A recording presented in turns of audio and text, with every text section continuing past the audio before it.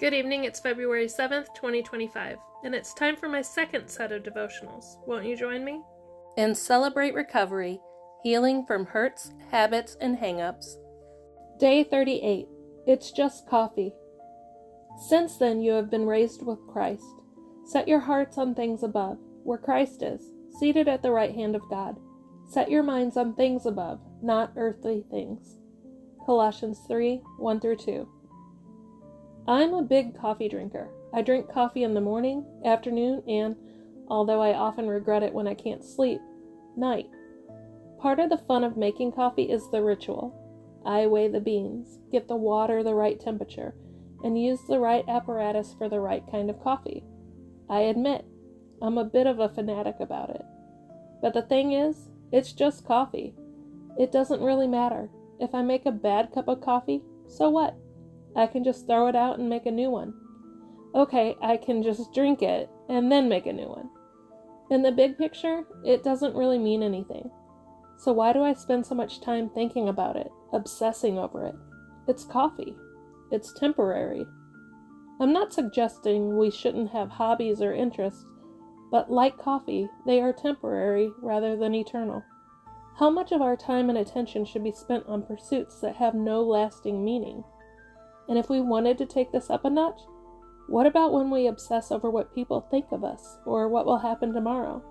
These are all temporary as well. What if we were to stop obsessing about these things that don't really matter and focus our attention on things with eternal significance? How would that change our lives, our tomorrows? Prayer. Father in heaven, help me to focus on those things with lasting importance, eternal importance. In Jesus' name, amen. And in my quiet time devotional. Day 38. Final words.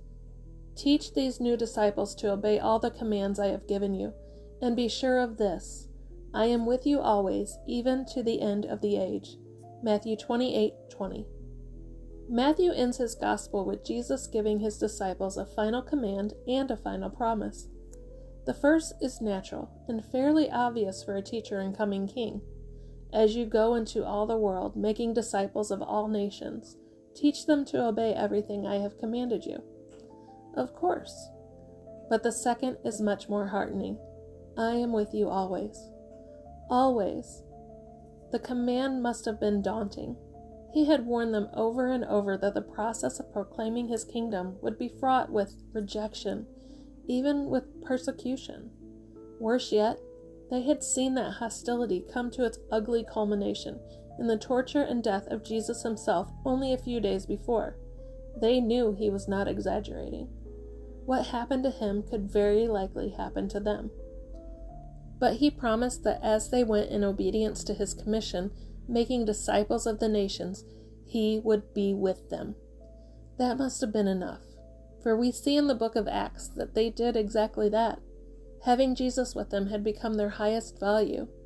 After experiencing 3 days of his absence when he was dead, and now the unparalleled joy they felt as he was again among them, they needed no further motivation.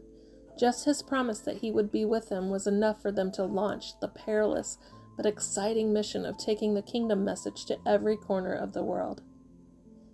Is the prospect of having Jesus with you enough to obey him wholeheartedly and to fearlessly make him known to those who don't yet know him? What else could you possibly need as motivation? Jesus' final words were that he is with us always. So even when we are obsessing over stuff like coffee and not focusing on the eternal like we should be, he's with us. I hope you have a blessed day.